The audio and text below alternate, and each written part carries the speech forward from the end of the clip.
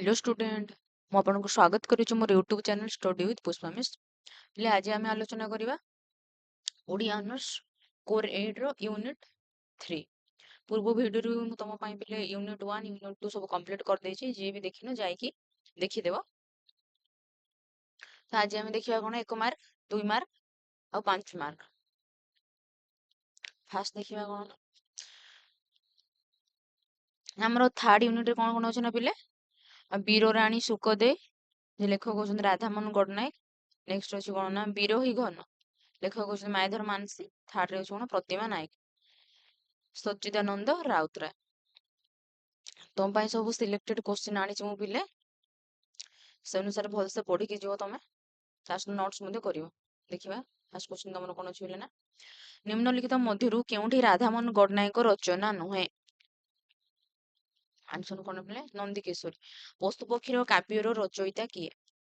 କିଏ ନା ରାଧାମୋହନ ଗଡ଼ନାୟକ। ନିମ୍ନଲିଖିତ ମଧ୍ୟରୁ କେଉଁଠି ରାଧାମୋହନ ଗଡ଼ନାୟକ ରଚନା ଅଟେ?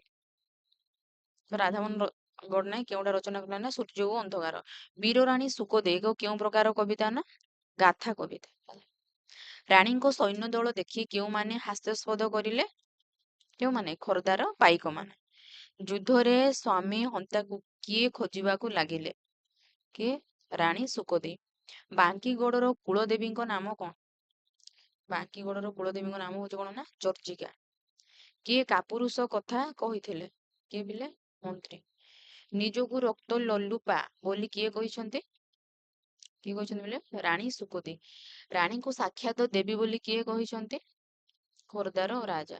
କବି ମାୟାଧର ମାନସିଂ କେବେ ଜନ୍ମଗ୍ରହଣ କରିଥିଲେ? କେବେ ଜନ୍ମଗ୍ରହଣ କରିଥିଲେ? 1905। ଭାରତ ସରକାରଙ୍କ ଠାରୁ କବି ମାୟାଧର ମାନସିଂ କେଉଁ ଉପାଧି ପ୍ରାପ୍ତ ହୋଇଛନ୍ତି? କେଉଁ ଉପାଧି ପିଲେ? ପଦ୍ମଶ୍ରୀ। ଧୂପର ରଚୟିତା କିଏ? ମାୟାଧର ମାନସିଂ।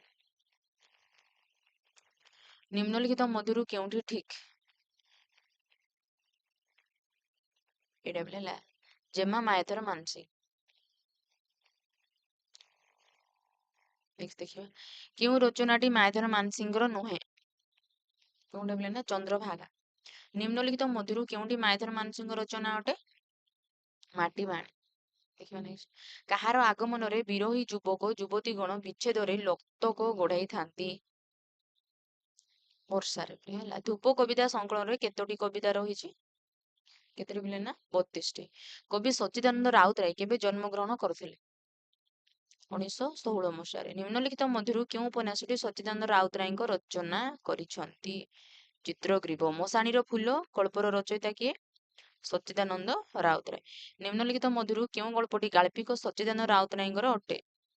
କେଉଁଟା ପିଲେ ନା ମାଟିର ତାଜ। ଅଭିଯାନ କବିତା ଗ୍ରନ୍ଥ କାହାର ରଚନା? ଅଭିଯାନ କାହାର ପିଲେ? ସଚ୍ଚିଦାନନ୍ଦ ରାଉତରାୟ। ପଶ୍ଚିମ ପଥିକ କାହାର ରଚନା ଅଟେ? ପଶ୍ଚିମ ପଥିକ କାହାର ପିଲେ ନା ମାୟାଧର ମାନସିଂଙ୍କର। ନିମ୍ନଲିଖିତ ମଧ୍ୟରୁ କେଉଁଠି ଠିକ୍? ଏଟା ରିପିଟ୍ ହେଇଛି ପିଲେ। ନେକ୍ସଟ ଦେଖିବା ଧୂପ କବିତା ସଂକଳନରେ କେତୋଟି କବିତା ରହିଛି? 32ଟି ପିଲେ। କବି ସଚ୍ଚିଦାନନ୍ଦ ରାଉତରାୟ କେବେ ଜନ୍ମଗ୍ରହଣ କରିଥିଲେ? 1916। ସବୁ ରିପିଟ୍ ହେଇଛି ପିଲେ ହେଲା। ସରି ଭୁଲରେ ଡବଲ ଫଟୋ କ୍ଲିକ୍ ହେଇଯାଇଛି। ନେକ୍ସଟ ଦେଖିବା ଆକାଶର ଜହ୍ନ କାହା ପରି ସଫା ଦିଶୁଛି? ଏଇଟା ବୋଲି ପ୍ରତିମା ନାୟକର ଯୋଉ କବିତା ରହିଲା ସେଇଠୁ ଆସିଛି ତମର ସାବୁନର ଫେଣ ପରି। କେଉଁଠାରେ ଚିମିନି ନିଜ ଛାଏ କାଶେ ବୋଲି କୁହାଯାଇଛି? କେଉଁଠାରେ ଗୋଟେ? ଯନ୍ତ୍ରଶାଳେ। ଡାକ ଗାଡ଼ି କେଉଁ ସମୟରେ ଥାଏ ବୋଲି କବିତାରେ କୁହାଯାଇଛି? 8ଟାରେ। କିଏ କାନ୍ଦେ ବୋଲି କବିତାରେ ପଢିଛନ୍ତି? କିଏ ପିଲେ ନା ଚକ୍ରବାକ। ବହୁ ଦିନ ପରେ କିଏ ଦେଖା ହେଲା କବିଙ୍କ ସହିତ? କିଏ ପିଲେ ନା ପ୍ରତିମା ନାୟକ। ହାତରେ ପ୍ରତିମା ନାୟକର କ'ଣ ଥିଲା? କ'ଣ ପିଲେ? ଚମଡ଼ାର ବ୍ୟାଗ। କବି ରାଧାମୋହନ ଗଡ଼ନାୟକ କେବେ ଜନ୍ମଗ୍ରହଣ କରିଥିଲେ? କିଏ ପିଲେ ନା 25 ଅଗଷ୍ଟ 1911ରେ। କେଉଁ ବଂଶର ଉତ୍ତରାଧିକାରୀ ଥିଲେ? ସେ କେଉଁ ବଂଶର ଉତ୍ତରାଧିକାରୀ ଥିଲେ? ବାଘ ସିଂହ। ପିତାଙ୍କ ଦେହାନ୍ତରେ କିଏ କ୍ରନ୍ଦନ କରୁଥିଲେ? କିଏ ପିଲେ? ଯୁବରାଜ। କିଏ ସାନ୍ତ୍ୱନା ଦେବାକୁ ଯାଇ ଯୁବରାଜଙ୍କ ଶିରକୁ ଚୁମ୍ବନ କଲେ? କିଏ ପିଲେ? ରାଣୀ ସୁକଦେବୀ। ଯୁଦ୍ଧ ବେଶରେ ସଜ୍ଜିତ ହେବା ପାଇଁ ରାଣୀ କାହାକୁ କହିଲେ? କାହାକୁ କହିଲେ ନା ଯୁବରାଜ। କାହାର ପ୍ରସ୍ତାବ ରାଣୀଙ୍କୁ ବିଷ ତୁଲ୍ୟ ମନେ ହେଉଛି? କାହାର ବୋଲେ ମନ୍ତ୍ରୀଙ୍କ ପ୍ରସ୍ତାବ। ନେକ୍ସଟ ଦେଖିବା କେଉଁ ଝରଣା ଭଳି ସମସ୍ତେ ମାତିଗଲେ ହଟକେଶ୍ୱର। କ୍ଷତ୍ରିୟର ମୂଳ ଧର୍ମ କଣ ବୋଲେ କ୍ଷତ୍ରିୟର ମୂଳ ଧର୍ମ ହଉଛି ଯୁଦ୍ଧ। ଯୁବରାଜଙ୍କର ନାମ କଣ ଥିଲା କଣ ହେଲା ଦୟାନିଧି।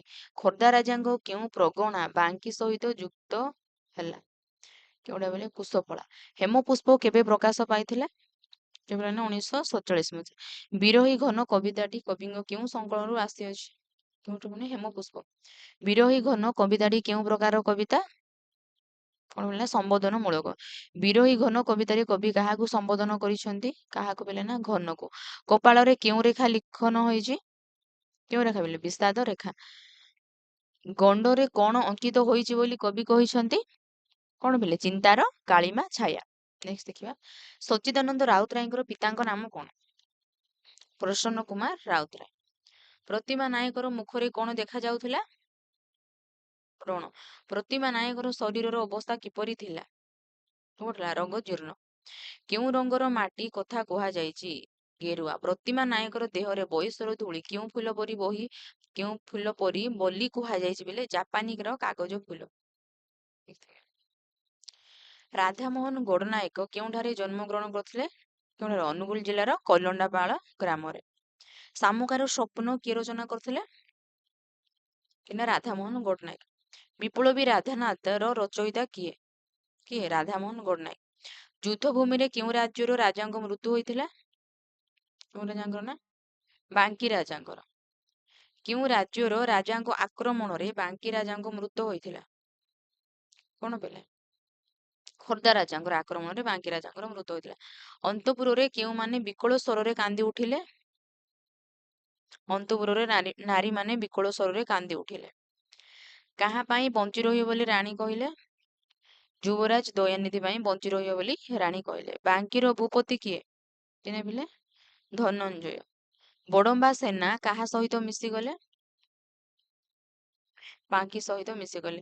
ବାଙ୍କୀ ହାତରେ କିଏ ହତ ହୋଇଥିଲା ବାଙ୍କୀ ହାତରେ ବୀର ସେନାପତି ଧନୁର୍ଦ୍ଧର ହତ ହୋଇଥିଲେ। ଉପେକ୍ଷିତା କାହାର ରଚନା ଉପେକ୍ଷିତା କାହାର ବୋଲେ ମାୟାଧର ମାନସିଂହର। ମାୟାଧର ମାନସିଂହ ଗୋଟିଏ ରଚନାର ନାମ ଲେଖେ କଣ ତାଙ୍କ ରଚନା ହଉଛି ଅକ୍ଷତ। ବାପୁ ତର୍ପଣ ରଚୟିତା କିଏ ଏଇଟା ମଧ୍ୟ ପିଲେ କଣ ମାୟାଧର ମାନସିଂହ। ଘନ ସହିତ କିଏ ତାଳେ ତାଳେ ନାଚି ଉଠିଛି କିଏ ପିଲେ ନା ମୟୂରୀ। ପଢିଦେବ ପିଲେ ଗୁଡାକ। ନେକ୍ସଟ ଦେଖିବା ପାଥେୟ କବିତା ସଂକଳନ କାହାର ରଚନା ପାଥେୟ କାହାର ବୋଲେ ସଚ୍ଚିଦାନନ୍ଦ ରାଉତରାୟ। ଛୋଟ ମୋର ଗାଁଟିର ରଚୟିତା କିଏ ସଚ୍ଚିଦାନନ୍ଦ ରାଉତରାୟ। ପ୍ରତିମା ନାୟକ କେଉଁ ପୋଷାକ ପିନ୍ଧିଥିଲା ବିଲେ ଖାକିର ପୋଷାକ। 1 ନମ୍ବର ତମର ସରିଲା। 2 ନମ୍ବର ଦେଖିବା ବୀର ରାଣୀ ସୁକୋଦେଇ କବିତାରେ କେଉଁ କେଉଁ ରାଜ୍ୟ ମଧ୍ୟରେ ହୋଇଥିବା ସଂଘର୍ଷର କାହାଣୀ ବର୍ଣ୍ଣିତ ହୋଇଛି। ବୀର ରାଣୀ ସୁକୋଦେଇ କବିତାଟି କବି ରାଧାମୋହନ ଗଡନାୟକଙ୍କର ଗାଥାମୂଳକ କବିତା ଅଟେ। ଏଥିରେ କଣ ବୋଲେ ବାଙ୍କୀ ଓ ଖୋର୍ଦ୍ଧା ରାଜ୍ୟ ମଧ୍ୟରେ ହୋଇଥିବା ସଂଘର୍ଷର କାହାଣୀ ବର୍ଣ୍ଣିତ। କାହା ମଧ୍ୟରେ ଯେତେବେଳେ ବାଙ୍କୀ ଆଉ ଖୋର୍ଦ୍ଧା ମଧ୍ୟରେ ହୋଇଥିବା ସଂଘର୍ଷର କାହାଣୀ ବର୍ଣ୍ଣିତ ହେଇଛି ହେଲା। ଯୁଦ୍ଧ ସମୟରେ ଯେତେବେଳେ ଖୋର୍ଦ୍ଧା ରାଜାଙ୍କ ଠାରୁ ବାଙ୍କୀ ରାଜାଙ୍କର ପରାଜୟ ଘଟିଛି ସେତେବେଳେ ରାଜ୍ୟ ପାଇଁ ସମର ପ୍ରାଙ୍ଗଣକୁ ଓହ୍ଲେଇ ଆସିଛନ୍ତି କି ଦୌରୁରୀ ରାଣୀ ସୁକୋଦେଇ। ନେକ୍ସଟ ଯିବା ବୃଦ୍ଧ ମନ୍ତ୍ରୀ ରାଣୀ ସୁକୋଦେଇକୁ କି ପରାମର୍ଶ ଦେଲେ ନା ବୃଦ୍ଧ ମନ୍ତ୍ରୀ ଆପଣାର ଅନ୍ତର ବେଦନା ରାଣୀଙ୍କ ସମ୍ମୁଖରେ ପ୍ରକାଶ କରି କହିଲେ ଯେ ହେ ରାଣୀ ଏମିତି ଏକ କଠୋର ବାର୍ତ୍ତା ଶୁଣିବା ପାଇଁ ମୁଁ ମୋ ବାକିତକ ଜୀବନକୁ ଧାରଣା କରି ବଞ୍ଚିଥିଲି କି ବାଙ୍କୀର ଗୌରବ ରୂପକ ସୂର୍ଯ୍ୟ ଆଜି ଚିରଦିନ ପାଇଁ ଅସ୍ତ ହୋଇଗଲା। ଶତ୍ରୁପକ୍ଷ ବାଙ୍କୀ ପ୍ରଦେଶକୁ ଗ୍ରାସ କରିବାକୁ ଗୋପାଳପୁରକୁ ଆସିଗଲେଣି। ତେଣୁ ମନ୍ତ୍ରୀ ରାଣୀଙ୍କୁ ପରାମର୍ଶ ଦେଉଛନ୍ତି ଯେ କି ଆଗକୁ ଅନ୍ୟ କୌଣସି ପନ୍ଥା ଆଉ ଦିଶୁନାହିଁ। ତେଣୁ ରାଇଜର ଏକ ଅଂଶ ଦେଇ ଆମେ ସନ୍ଧି କରିବା ହିଁ ଏକମାତ୍ର ଉପାୟ ଦିଶୁଛି। ଯୁବରାଜ ଏବେ ନାବାଳକ ଆଗକୁ କିଛି ହେଲେ ରହିଲେ ଭବିଷ୍ୟତକୁ ବୁଝିବେ ବୋଲି କିଏ କହିଛି ନା ବୃଦ୍ଧ ମନ୍ତ୍ରୀ ହେଲା। ନେକ୍ସଟ ଦେଖିବା ଘନକୁ ସମ୍ବୋଧନ କରି କବି କଣ କହିଛନ୍ତି ଦେଖିଦେବ ପିଲେ ଘନକୁ ସମ୍ବୋଧନ କରି କବି କହିଛନ୍ତି ହେ ବାରିଦ କେଉଁ ଦୁର୍ଲଭ ରତ୍ନ ପାଇବାର ଅବକାଶରେ ତୁମେ ହୃଦୟର ବ୍ୟାକୁଳତାର ନିଶ୍ୱାସରେ ଏକ ପ୍ରଶସ୍ତ ଆକାଶରେ ଅନ୍ୱେଷଣ କରୁଛ। ନେକ୍ସଟ ଦେଖିବା ମାୟାଧର ମାନସିଂହଙ୍କ ପ୍ରବନ୍ଧ ଓ ସମାଲୋଚନା ସମ୍ପର୍କରେ ମାୟାଧର ମାନସିଂହ କଣ କଣ ପ୍ରବନ୍ଧ ଏଇଟା ଗୁରୁତ୍ୱପୂର୍ଣ୍ଣ ନାହିଁ। ନେକ୍ସଟ ଦେଖିବା ପ୍ରତିମା ନାୟକ କବିତାଟି କବିଙ୍କ କେଉଁ ସଂକଳନରୁ ଆସିଅଛି ଏବଂ ତାହା କେବେ ପ୍ରକାଶିତ ଏଟା ଗୁରୁତ୍ୱପୂର୍ଣ୍ଣ ଯେ ପ୍ରତିମା ନାୟକ କବିତାଟି କବିଙ୍କ କଣ ନା ପାଣ୍ଡୁଲିପି କବିତା ସଂକଳନରୁ ଆସିଅଛି। ଏବେ 1947 ମସିହାରେ ପାଣ୍ଡୁଲିପି ପ୍ରକାଶିତ ହୋଇଥିଲା। ଦେଖିଦେବେ ଏଟା। ନେକ୍ସଟ ଦେଖିବା କବି ସଚ୍ଚିଦାନନ୍ଦ ରାଉତରାୟଙ୍କ କବିତା ଗ୍ରନ୍ଥ ଗୁଡ଼ିକର ନାମ ଲେଖ। ଯେ ସଚ୍ଚିଦାନନ୍ଦ ରାଉତରାୟ କଣ କଣ ରଚନା କରିଥିଲେ ତାଙ୍କର କୃତି ଗୁଡ଼ିକ ବା ତାଙ୍କ ଗ୍ରନ୍ଥର ନାମ ମନେ ରଖିବ ବେଲେ ସଚ୍ଚିଦାନନ୍ଦ ରାଉତରାୟଙ୍କ କିଶୋର ବୟସରେ ପ୍ରକାଶିତ କବିତା ଗ୍ରନ୍ଥର ନାମ କଣ ଥିଲା ବେଲେ ମନେ ରଖିବ ତମେ ପଢିବ।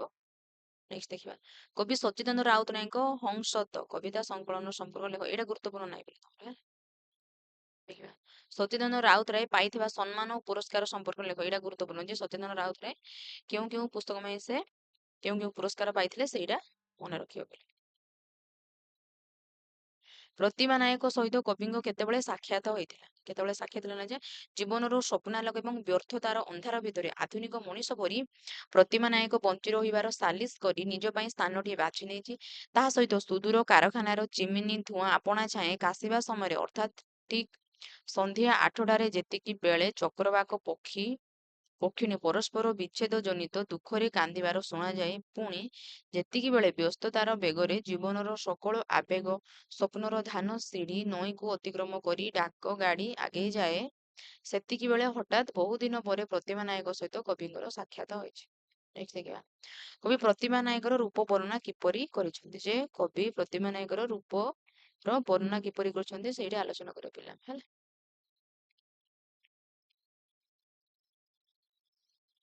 ପ୍ରତିମା ନାୟକ ନାରୀସତାର ପ୍ରତୀକ। ପାରମ୍ପରିକ ମୂଲ୍ୟବୋଧ ତାଠାରେ ଦେଖାଯାଏ ନାହିଁ। ପ୍ରାଚ୍ୟ ସାହିତ୍ୟର କାବ୍ୟ ନାୟିକା ପରି ପ୍ରତିମା ନାନା ଅଳଙ୍କାରରେ ମଣ୍ଡିତ ନୁହେଁ।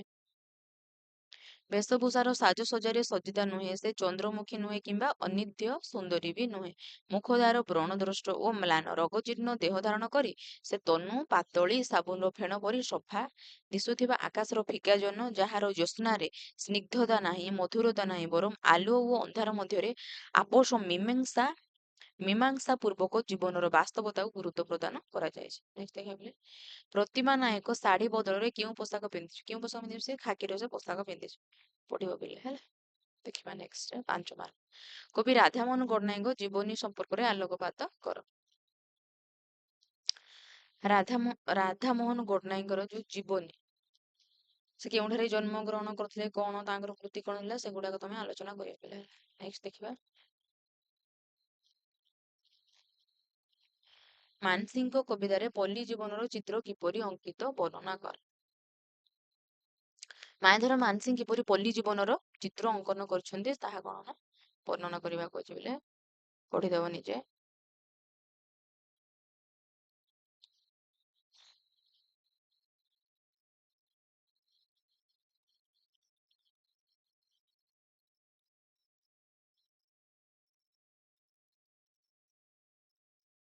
ବିଶଦ ଭାବ କବି ମାନସିଂଙ୍କ କବିତାରେ କିପରି ପ୍ରତିଫଳିତ ତାହା ଆଲୋଚନା କର। ଯେ ମାନସିଂଙ୍କର କବିତାରେ କିପରି ବିଶଦ ଭାବ ପ୍ରକାଶ ହୋଇଛି ସେଇଟା ଆଲୋଚନା କରିବାକୁ କହିଛି ବୋଲେ ପଢିକି ଗୁରୁତ୍ୱପୂର୍ଣ୍ଣ ପିଲେ ଏଇଟା ତମ ପାଇଁ କୋଶ୍ଚିନ୍ ଟା ହେଲା, ନିଜେ ପଢିଦବ।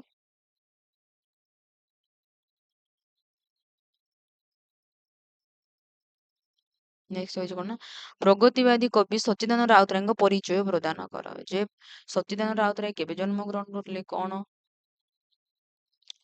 ଆଉ ପଢିବ ପିଲେ ହେଲା, ଗୁରୁତ୍ୱପୂର୍ଣ୍ଣ ତମ ପାଇଁ ଗୁଡାକ ସବୁ।